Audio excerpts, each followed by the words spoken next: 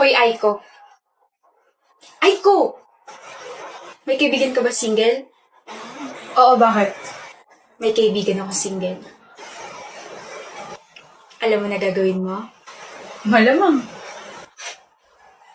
Pero, hindi naman siguro sila tanga para hindi ma-realize na sinet up natin sila, di ba? Oo, tama. Hindi sila tanga. Marirealize din nila yun. Pero ayun nga, gawin natin itong mission success, okay? Okay. Okay. Nagkakadevelop na ba sila, Aiko? Parehas lang nakangiti. Mukhang nagkayayaan na kumain. Success! Success! Oh my gosh. Tara na, uwi na tayo. Kaya nila sarili nila, malaki na sila. Tara na. Tayo, Ria. Kaya tayo makakadevelopan. Sira ulo. Bagay naman tayo Tao tayo, tanga. Hindi ka mabiro, no? Pwes ang bantot ng joke mo. Salitang hindi mabaho.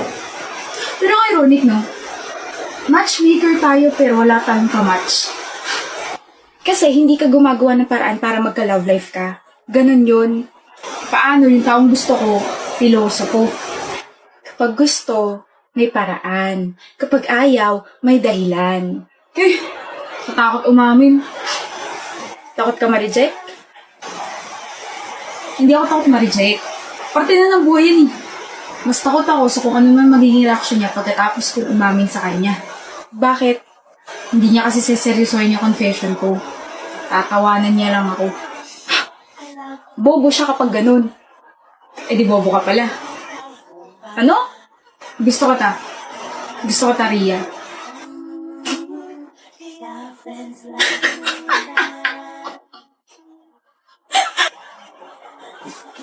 See? I told you. Kapag umamin ako, tatawanan mo lang ako. Gets mo na. Pero don't feel bad. Please.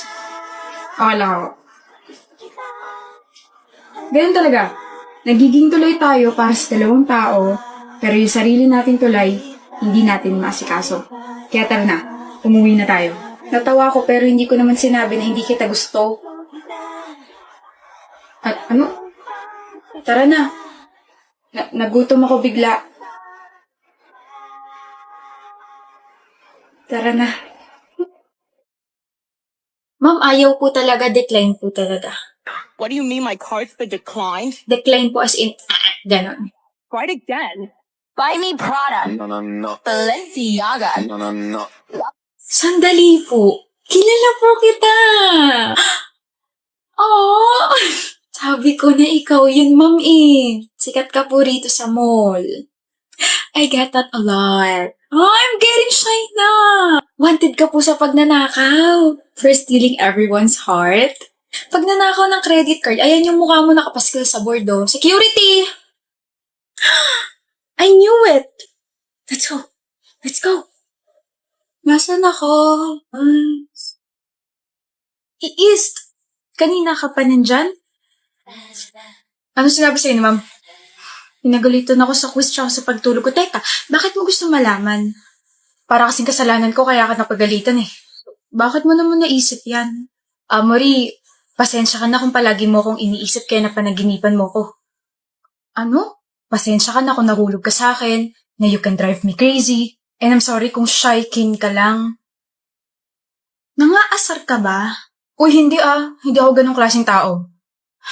Pero totoo ba nagsasalita ko habang tulog kanina? Oo, ang dami mo pa nga sinabi. Gumagalaw pa pati katawan mo. Diyos ko. Hala, nabangga ako sa hangin. Hala, ikaw pala yan, Amory. Grabe ka na. Don't tell me, pati yan nasabi ko. Nakapahiya. Teka, lakas mo mang asar. Baka kala mo nakalimutan ko na yung sinabi mo kanina. Alin dun? Yung may gusto akong iba o yung may laway ka pa sa gilid ng labi mo? Inulit pa nga. Totoo naman kasi may laway ka pa sa gilid ng labi mo.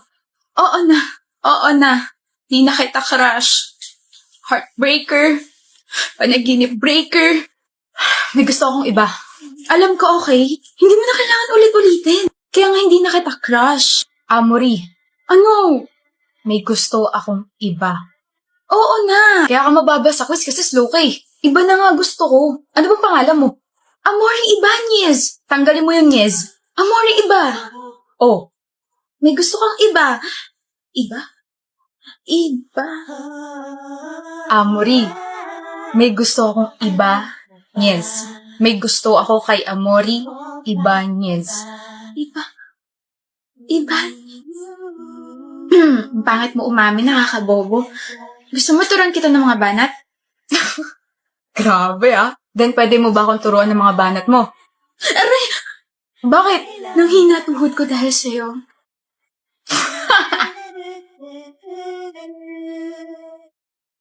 Buisit. Sino yun, Zen? Si Naya. Kaibigan ko ng high school. Nagkamustahan lang kami ganun. Tagal ko na rin di nakausap eh. Kamustahan na daw pero may paghaplusan sa pisngi. May pahalik-halik ka pa sa noo niya. I didn't kiss her forehead, Rafaela. Lying. Well, you know I saw you too. Ganun lang talaga ako sa mga kaibigan ko. Tsaka matagal ko na siya hindi nakita eh. Hindi ka naman ganyan sa ibang mga kaibigan mo. Hindi ka naman ganyan ka-touchy and ka-clingy. Kaibigan ko lang yun. So, kaibigan mo ako. Hinahaplos mo rin kasi pisngi ko tsaka hinahalikan mo ako sa noo. Hindi mo ako maiintindihan kasi wala ka namang kaibigan, okay? Baka nakakalimutan mo may girlfriend ka, Zen. Baka nakakalimutan mo nag-e-exist ako. Sabing kaibigan ko nga lang yan eh. Nakakairita ka na. Normal lang yun sa magkakaibigan. Normal? Kung kaya mong gawin yun sa harap ko, paano pa kaya kapag kayong dalawa na lang sa iisang lugar, no? Sasaktan mo ako? I told you before. Kaya kami nag-break ng ex ko dahil ganyan din yung sinabi niya. Kaibigan ko lang yun, wala lang yun. Pero in the end, naging girlfriend niya yung kaibigan niyang yun at niloko ko. Ewan ko sa'yo. Okay. Ano yun? Bakit mo hinaplas-pisngi niya? Ipagyakap pa kayong dalawa. Kaibigan ko lang yun. Kaibigan tapos ganun? Landi mo ah. Galit ka? Malamang. Ako boyfriend mo tapos sa iba ka gumaganon? Normal lang yun sa magkakaibigan. Oh, familiar ba? Hinagtitripan mo ba? Kapag ikaw gumawa, normal lang. Kapag ako, malandi na. Huwag na natin patagalin tong relasyon na to. Maghiwalay na tayo, ha? Okay, Rafaela, I'm sorry, okay? I'm sorry sa nagawa ko nung nakaraan. Hirap sa inyo kapag bumitaw na yung isang tao, tsaka lang kayo magsasorry. Tsaka mo... by the way, pinsan ka talaga yun. Pinsan? Oo. Pinagtitripan mo talaga ako, no? Akala mo ba natutuwa ako sa ginawa mo? I just want you to taste your own medicine, Zen. Para naman umayos yung kilos mo sa next girlfriend mo.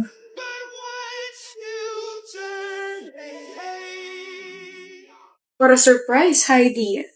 You look like a mess. My husband's not here. Baka nang bababae pa ulit.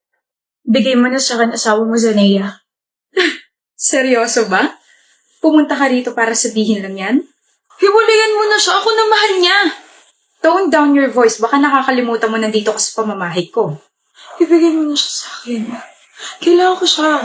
Anong pakiramdam mo sabihin ka ng asawa ko na mahal ka niya pero sa akin pa rin siya umuwi? Sa'yo siya umuwi kasi wala siyang choice. Sa akin siya umuwi kasi alam niya sa sarili niya na lalo siya nagiging walang kwentang tao kapag kadikit ka niya. Ano sabi mo? He's nameless without me. He's unworthy without me. Hindi siya karespe-respeto kapag wala ako sa tabi niya. Lahat ng mga ginagastos niya sa'yo, galing yon sa kumpanya ko. Ibig sabihin, wala siya magiging pera kung iiwan ko siya. Hindi mo rin naman siya kayang buhayin. Balita ko bumagsak kumpanya mo. Sino bang may gawa? Ay, ako nga pala. I pulled out your investors para sa akin sila mag-invest. Very matalino, di ba? Bukod doon, itinakwil ka na ng buong pamilya mo dahil sa kahiyang dinulot mo sa kanila. Dahil isa kang kabit. Sila pang humingi ng tawad sa akin dahil sa ginawa niyo sa akin ng asawa ko. Ang kapal na mukha mo. Ikaw ang makapal na mukha. Pumunta ka rito para sabihin ibigay ko na sa iyong asawa ko. Ako na ang mahal niya. Walang nagtatanong.